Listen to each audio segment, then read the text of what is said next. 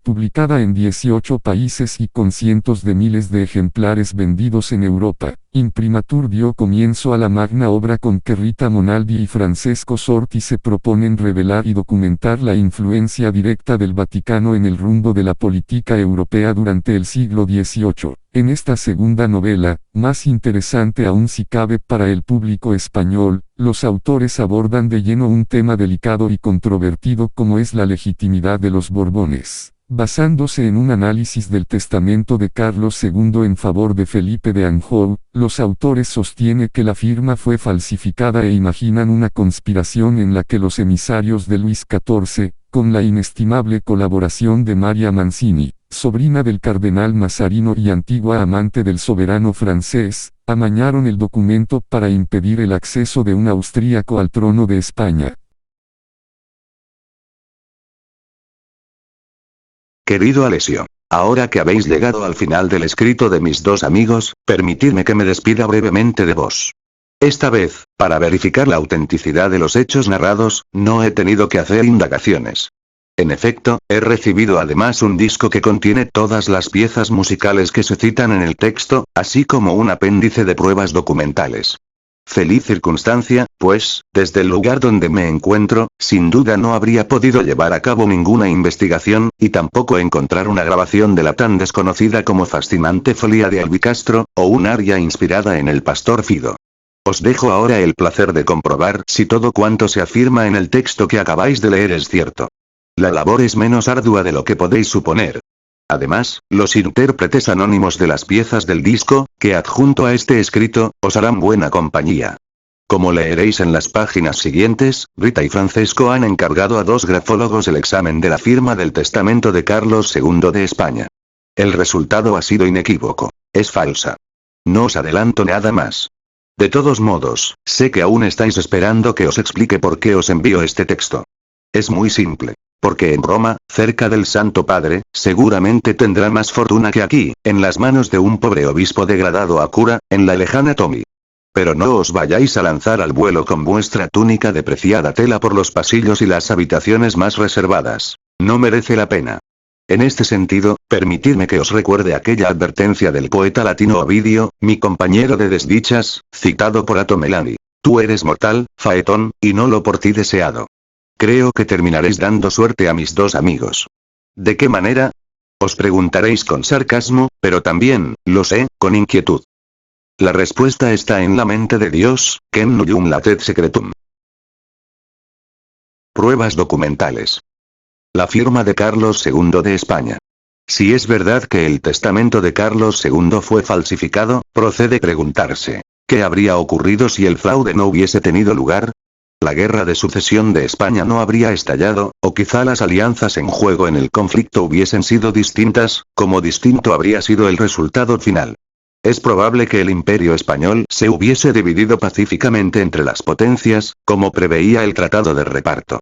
Francia, al tiempo que se libraba de un terrible conflicto, habría mantenido una posición hegemónica en el continente, y los sucesos revolucionarios de 1789 podrían incluso haber tenido otro carácter o haberse producido más tarde, o con menor violencia. Europa quizá habría adoptado, al final del enfrentamiento militar, un orden muy diferente. Puede que el devenir de los siglos siguientes hubiese sido radicalmente distinto. Y el trono de España no estaría ocupado hoy por un Borbón. ¿Cómo se establece que una firma es falsa? Lógicamente, se recurre a un grafólogo. Lo mejor, a dos. Hay firmas auténticas de Carlos II en los archivos de muchas grandes ciudades europeas, donde se conserva la correspondencia diplomática del rey de España con sus embajadores y con otros soberanos. A continuación se reproducen 5 firmas de Carlos II, trazadas en distintos períodos de su breve vida.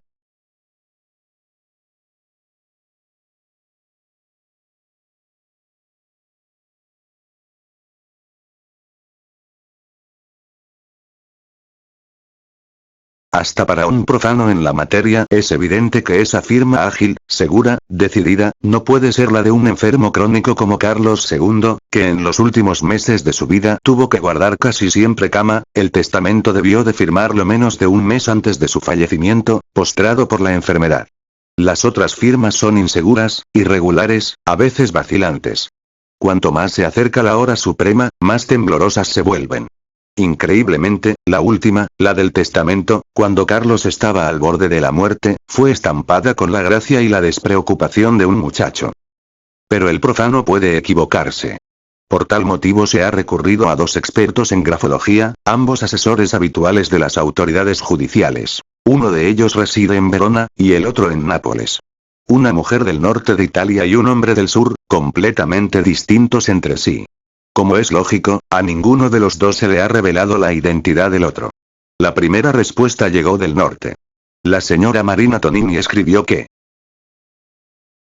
la comparación de la firma X, fechada el 3 de octubre de 1770, con la fechada en abril de 1700 no puede menos que plantear serios interrogantes sobre la autenticidad de la firma del testamento.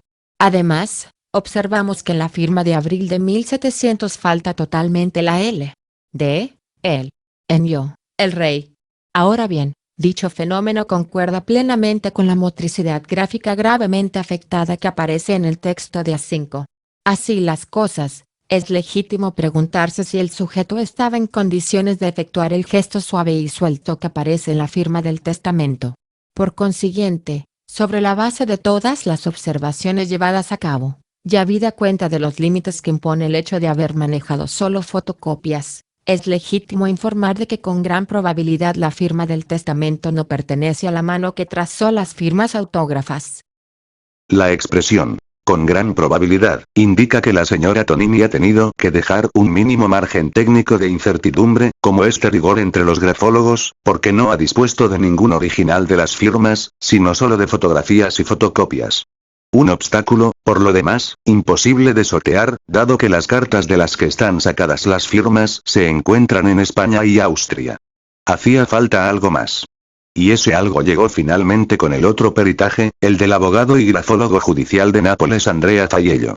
Por un golpe de suerte, el abogado Faiello conoce, desde la época de sus estudios universitarios, la historia de la sucesión española y está familiarizado con los archivos históricos de su ciudad. Así, aunque el examen de la señora Tonini era muy minucioso, Faiello da un gran paso adelante. En el archivo de Estado de Nápoles ha visto directamente, en documentos originales, otras firmas de Carlos II. Eso le ha permitido evaluar mejor el conjunto. Y este es el resultado. En la firma del testamento, dice el peritaje de Faiello. Faltan totalmente los signos de la escritura en cama, que deberían ser frecuentes superposiciones, temblores, yuxtaposiciones, repasos y, en general, los signos de un cansancio progresivo de la mano que escribe. Cansancio que tendría que ser aún más evidente dado el estado de salud de Carlos II en el periodo de la presunta firma. La escritura parece, en cambio, fluida, signo gráfico, escritura fluida, propia de la clase de escritura, que se inclina con seguridad hacia la izquierda, con un trazo gráfico tendente a desplazarse más en sentido horizontal que vertical, independientemente de la prisa o la calma con que se realice el movimiento, del respeto o del maltrato a las letras, tendencia motriz, impetuosidad y dinamismo en el sentimiento y en la voluntad. Se nota, además, la presencia del signo gráfico, escritura rápida, propia de la escritura en que las letras o partes de estas no se alinean en el renglón de base real o imaginaria, sino que se proyectan hacia arriba o hacia abajo. En la comparación con las escrituras seguramente autógrafas, se aprecia asimismo una evidente distorsión de la formación del enlace, espacio entre palo, línea descendente, y perfil, línea ascendente, entre la primera evolución de la rúbrica final, sello, de la firma y el elemento correspondiente en las otras escrituras comparadas. La amplitud de dicho enlace estrecho es ciertamente inferior a la de los enlaces, siempre constantes, de las firmas que Carlos estampó en los distintos momentos de su vida y a lo largo del avance de las complejas patologías que lo debilitaron hasta causarle la muerte. Además, en dicha rúbrica hay un ángulo de orientación distinto de los palos y los perfiles.